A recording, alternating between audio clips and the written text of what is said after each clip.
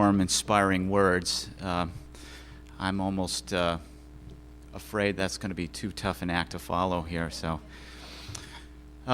So good morning, everyone. Welcome to our symposium here, and it's really, really exciting to see all of the faces here and to know what's happening right through that wall on the other side. I spent a few minutes in there when they got started earlier, and it's already shaping up to be a very exciting couple of days. So what I want to do, and I really struggled as I sat down to think about what I would say here in the context of this overview. I'm not always a big fan of these sorts of talks because I, maybe perhaps like you, really want to get on to the actual lectures that you're going to hear, the discussions that you're going to hear about the sort of meat of the matter, what these diseases are like, and how do we diagnose and treat them. So I didn't really want to talk about specific diseases and steal anybody's thunder. I think we're going to hear a lot of interesting discussion from my colleagues Carlos Pardo and Peter Calabrese in the next couple of talks about the shared mechanisms of these diseases. So I really wanted to stay away from that sort of discussion also in this overview. So I was left with thinking about how I can hopefully coax you to develop a framework to think about all of these diseases. Because one of the things we've done that's somewhat different in this symposium compared to last is we're now casting a broader net. We're talking about other neuroimmunologic diseases in addition to transverse myelitis, and so in that sense of opening our arms up to the community of patients and healthcare providers and family members and friends with these diseases, we want to expand that and draw in people who have struggled with other related diseases, both for inspiration purposes, but for learning and education and those sorts of purposes. So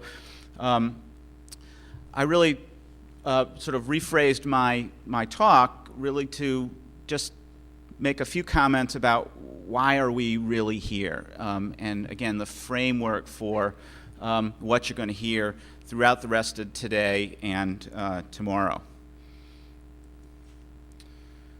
So I thought what I would do is take sort of the glass is half empty and then the glass is half full kind of approach. So the glass is half empty first. So what are the hurdles that limit us as we think about these diseases? And transverse myelitis is an excellent example of that. And you heard about the frustration that patients and family members had really largely about just the total lack of information that people had access to when they are diagnosed with this problem. So we're really talking about a group of diseases that individually are rare. We know, for example, with transverse myelitis that there may be only 1 or 2 patients per million population per year that have this disorder, and that's pretty darn unusual when you line it up against other more common neurological and medical illnesses. So what we're talking about here is a collection of conditions that pose a lot of vexing problems to clinicians and to researchers alike. So these, because they're rare, they're unfamiliar to even the most seasoned clinicians. They're difficult, and I'm obviously making some generalizations here, they're difficult because they usually happen totally out of the blue. There's no warning signs or appreciation for patients being susceptible to these diseases. They just sort of happen. And when you couple that out of the blue aspect with the fact that many of these diseases progress very rapidly, they're very acute illnesses, and patients get sick almost instantaneously sometimes.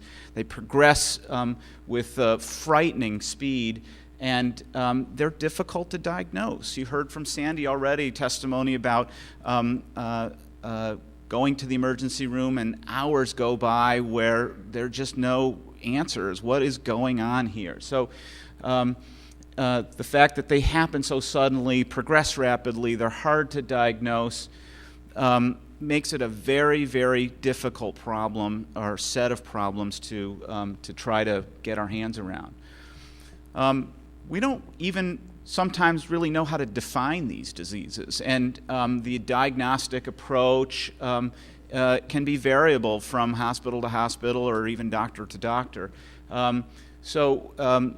Diagnosing these, and then once you even establish a diagnosis, the treatment approaches may be variable, and so we don't have, as of yet, uniform treatment protocols for many of these diseases, and I think that limits our progress in moving forward and being more effective as clinicians and healthcare providers in treating patients with these diseases.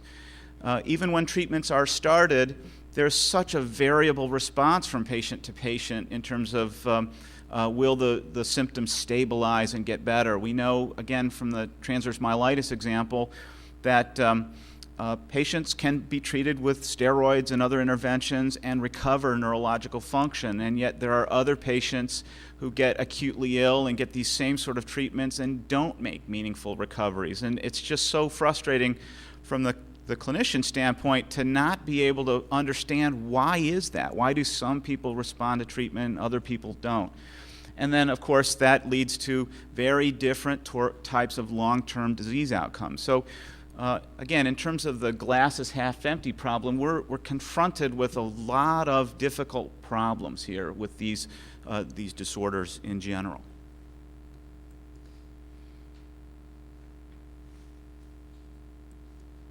Here we go. So one of the things you're going to hear about today are a set of common themes, and I want you to sort of think about that, and what we try to do as healthcare providers and as scientists is learn from one another about these problems. So these are generally conditions that have some specific trigger, and we don't necessarily understand what those are in many cases, but I think understanding those triggering events, and I'm going to talk a lot about that in my follow-up talk later this morning, it would be critical in understanding how to rapidly identify and even perhaps prevent some of these diseases. The central theme here is that these are diseases that are driven by some overactivity or aberrancy in the immune system. The immune system is causing damage to the nervous system that are driving these diseases. There are undoubtedly differences from disease to disease in terms of the type of the immune response that leads to the disease, but that's a lot about what's happening, again, in the next room, talking about the different components of the immune system and how they may or may not be contributing to these disorders. We're talking about the nervous system here, and that the tissues of the nervous system are ordinarily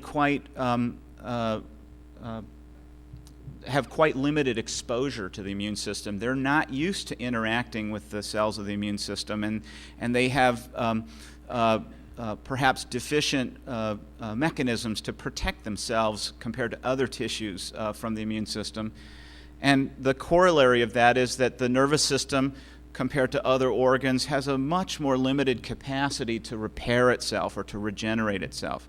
Not a lack of that capacity, and you're going to hear towards the end of this symposium progress is being made mostly in the laboratory in terms of regeneration and repair in the nervous system, but I think it is still fair to say that compared to other organs, these neurological diseases are difficult because once some damage has happened, the likelihood of recovering neurological function is perhaps less than in immune disorders that affect the skin or the liver or other tissues. So these are some of the common themes that you're going to hear. So Len, I don't want to be too negative about this. Let's get to the glass is half full part of the equation here. And what we want to do is figure out ways to position ourselves to optimally attack these problems. I look at the things that I talked about earlier not as limitations, but as as inspiration to try to do a better job in diagnosing and treating patients with these conditions. So how can we position ourselves to do a better job and advance the field and help our patients with these diseases? Well, the first thing that we need to do, and we've made some progress for some of these diseases, is develop more uniform definitions and diagnostic criteria. You heard from Sandy just a few minutes ago the difficulty in diagnosing patients with transverse myelitis, and we've shared that frustration from a clinical standpoint, and that was part of the efforts that we undertook as setting up the Transverse Myelitis Center. One of the first things we did was to try to establish some uniform criteria to diagnose patients. So when one doctor talks to another, we know that we're talking about the same disease. We think that because these diseases are rare and poorly understood, one of the very good ways to attack them is to develop specialized clinical centers and specialized research centers to provide specialized care to these patients. And we want very much to recruit patients to these centers for evaluation.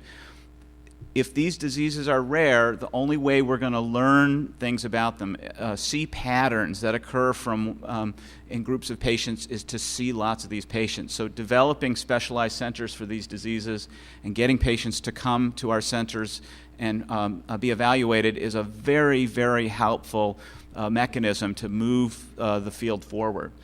And I think what we want to do is learn something from every patient. I don't want to imply here that you're guinea pigs coming to a center, but I really think that many of my colleagues and I look at an interaction with an individual patient as a learning experience. We're all done with medical school and residency training or whatever the training is, but if you don't learn something new from each patient you see, you're missing opportunities. You'll hear a lot about sort of the ways we try to generate scientific information about these diseases. And a lot of that has to do with studying the patient, studying the x-rays or MRIs from the patient. But to really move that forward, we also need to study clinical samples, blood specimens, cerebrospinal fluid specimens, even sometimes tissue specimens. That's where we really learn about the nuts and bolts of the proteins and molecules that drive these diseases.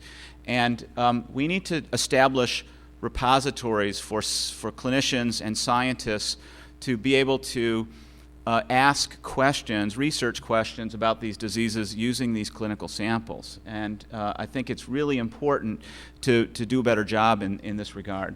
And then finally, we want to use forums such as these where we bring people together, researchers, clinicians, healthcare providers, to talk about these diseases and develop rational protocols for treating patients that we can test new therapies in the context of clinical trials. So that's one very important function that these sorts of symposia serve. And so I think these are the kinds of things that we're doing in certain diseases, that we're thinking about doing in other diseases, and really are going to help move this forward. So let me just wrap up. I want to get on, as I said, to the meat of the matter and start the actual lectures. And I see Carlos is here, so we're ready to go for the next speaker. So we're talking about diverse diseases, okay? They're quite different. Some of them affect the brain. Some of them only affect the spinal cord. Some of them affect both. Some of them affect the peripheral nervous system. But they share common pathogenic mechanisms, and that's why bringing the scientists to this meeting is very helpful. If we can understand and get ideas from the study of one disease that then might apply in the study of another disease, I think that puts us in the position to move forward to the best degree. I want to repeat my message about specialized centers for the cares of these patients. They're being developed. They have been developed, and more of them, I think, will be developed. And if we bring in modern medical technology, imaging studies, our basic understanding of how the immune system works to develop new immune therapies, we're really going to improve our ability to diagnose and treat patients with these diseases. So hopefully that provides some framework for you to think about what you're going to hear about the individual diseases. We welcome your support, your questions, your concerns, your critiques. I think I can speak for all my colleagues on the faculty who are lecturing here today that we'd be happy to field your questions either up here on the podium or informally in the hallway. That's the whole point of bringing us all together. So thank you very much for your attention. And I think